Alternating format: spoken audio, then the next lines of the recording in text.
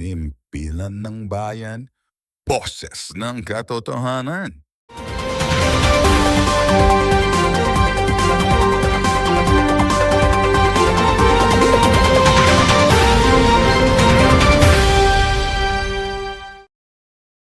WWS 579 sa inyong mga telebisyon. Ito ang telebisyon na tumitindig, Tinitiyak na katotohanan ay mababatid, sariwang-sariwa na balitaan. pagsiservisyo na walang hangganan. WWS 579 sa inyong mga telebisyon.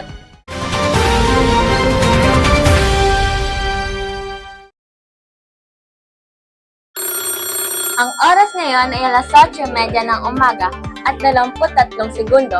Isang mainit na panahon sa araw ng Lunes, ika-23 ng Pebrero ng taong kasalukuyan. Mapagpalang araw gitnang Luzon. Ako si Jewel Ritz Dumpa. At ako naman si Ashley Cyril Pamintuan at kayo ay patuloy na nanonood sa WWS TV Unang Balita.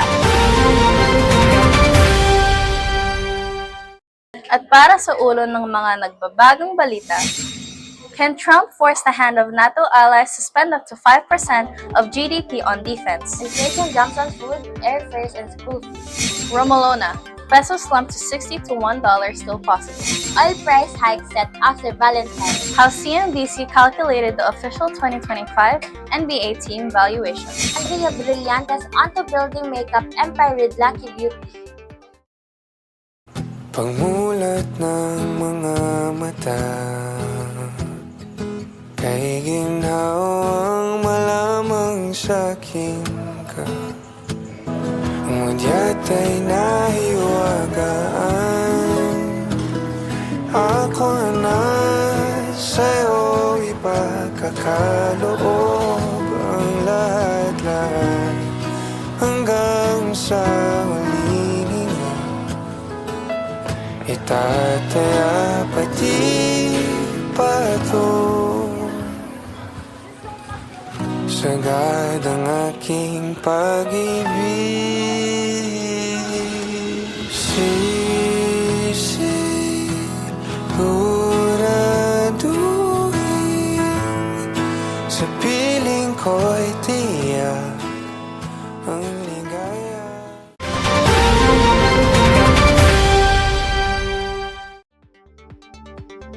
Para sa detalye ng nagbabagang balita, can Trump force the hand of NATO allies to spend up to 5% of GDP on defense? Para sa detalye, nandito si Rian Mendoza. U.S. President Donald Trump is urging NATO allies to dramatically increase their defense spending to 5% of their gross domestic product. President Trump has long criticized several NATO members for not meeting what he considers their fair share of defense costs. And this latest push calls for a significant escalation in their defense budgets. He argues that the United States should not continue to bear a disproportionate share of NATO's defense burden while other member countries fall short of their agreed share.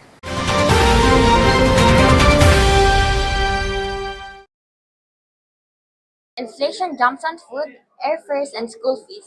Jumaris Trillo Sarmiento, ibalita mo. Inflation went up in January mainly because airfares didn't drop as much as usual and private school fees increased due to a new VAT charge. Some experts say that the VAT impact is temporary, but there are still worries about rising food, utility, and tax costs. The Bank of England recently lowered interest rates to 4.5%, but now it might slow down further cuts. The government says its economic plan will help growth, while critics argue that tax policies are making things worse. Economists are unsure if inflation will go back down soon or stay high.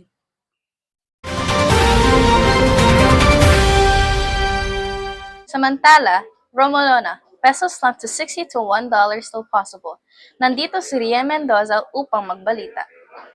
Matapos ang desisyon ng BSP, lumakas ang piso sa antas na 57, na ikinagulat ng mga pamilihin dahil inaasahan ng karamihan ang pagbaba ng interest rate.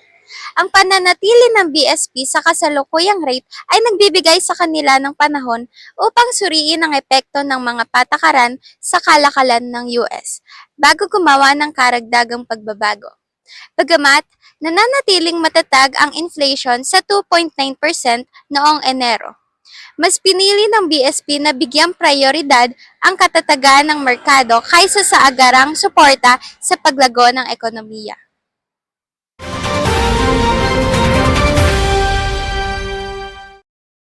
Magbabalik ang balitaan pagkatapos ng paalalang ito.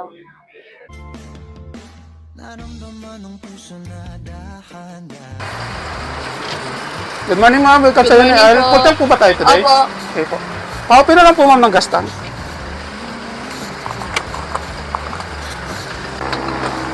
Ma'am, double check ko lang po. Diesel, full tank. Opo. 00 start na po tayo. Sige po. Grabe, beso taas na talaga ng mga presyo ng bilihin ngayon, no? Oo nga nakakainis sa taas. Tignan mo naman yung presyo ng gasolina, napakamahal. Wait lang nga. Boss, magkano ba yan? 1,000 po. 2,000? Mahal naman. May extra cash ka ba dyan? Meron naman, nandito. Dala ko extra cash. Okay. Grabe, boss, ang mahal. Ang paalalang ito ay hatid sa inyo ng BSP, DOE at ng himpilang ito.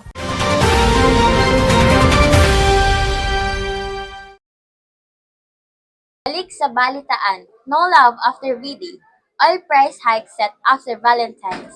Nagbabalita, Jumaris Trillo Sarmiento. Pagtaas ng gasolina, nakaset na ipapatupad pagkatapos ng araw ng mga puso. Dahil umano ito sa pagtaas ng presyo ng langis sa buong mundo, ayon sa Department of Energy. Ayon kay Assistant Director Rodela Romero ng DOE Oil Industry Management Bureau na maaaring ipatupad ang pagtaas ng presyo sa 18 ng Pebrero. Batay sa 4 na araw na pangangalakal ng Min of Platts Singapore at mga kaugnay na merkado ng langis. Batay sa average na presyo mula Lunes hanggang Huwebes ngayong linggo, ang mga presyo ng lahat ng produktong gasolina ay tumaas. Ayon kay Jetty Petroleum President Leo Velas na walang pagkakataon na bababa ang presyo sa Min of Platts Singapore ngayon. Kaya naman magkakaroon pa ng pagtaas ng presyo ng langis sa susunod na linggo. Sinabi naman ni Velas na ang pangunahing dahilan ng pagtaas ay ang kawalan ng katiyakan sa supply sa Asia dahil umano ito sa parusa ng USA sa Iran at Russia. Balik sa inyo. Sa ibang balita naman, how CNBC calculated the official 2025 NBA team valuation. Matthew Tulot, ibalita mo. Ang opisyal na pagtatayan ng mga koponan ng National Basketball Association ng CNBC ay nagbibigay ng mga pagtataya ng kasalukuyang halaga ng mga negosyo para sa mga koponan ng NBA. Isa na sa alang-alang ang mga salik tulad ng mga multiple na kita, ekonomiya ng arena at mga pinagkukunan ng kita na hindi mula sa NBA tulad ng mga konsyerto. Ang mga pagtataya ay hindi kasama ang halaga ng equity stakes sa mga negosyo na hindi NBA. Ang mga kita at EBITDA figures para sa 2023 to 2024 season ay ibinibigay. Ibinibigay nito ng mga salik tulad ng revenue sharing at luxury tax payments. Ang mga pagtataya ay batay sa kasalukuyang arena ng kuponan maliban kung may bagong arena na. Ang mga pinagkukunan para sa mga pagtataya na ito ay kinabibilangan ng mga may-ari ng kuponan, mga mamumuhunan, mga ehektibo, mga bankers sa sports at mga pampublikong dokumento. Ang mga numerong hindi makumpirma ay tinatayang ng CNBC.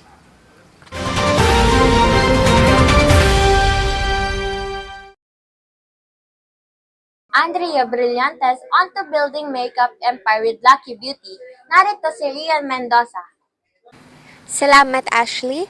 Andrea Brillantes ventures into the beauty industry with Lucky Beauty. Andrea Brillantes is proving that she is more than just a talented actress. She is also a budding entrepreneur. At just 19 years old, she has taken on the role of CEO with the launch of her own makeup brand, Lucky Beauty, in February 2023. From a young age, Andrea has had a deep love for makeup. She shared in an interview with Pep PH that she has been experimenting with cosmetics since she was 3 years old. This enthusiasm led her to create Lucky Beauty, a brand that aligns with her interests and expertise. For Andrea, this business is more than just an investment. It is a dream she is determined to grow. She believes that true success comes from doing something one genuinely loves. With her dedication and drive, Andrea Brillantes is well on her way to building a beauty empire.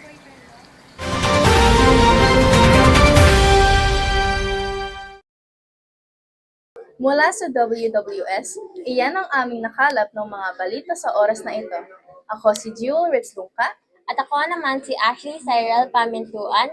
Inyong sawang panonood ay aming pasasalamatan. Magandang araw, Pilipinas!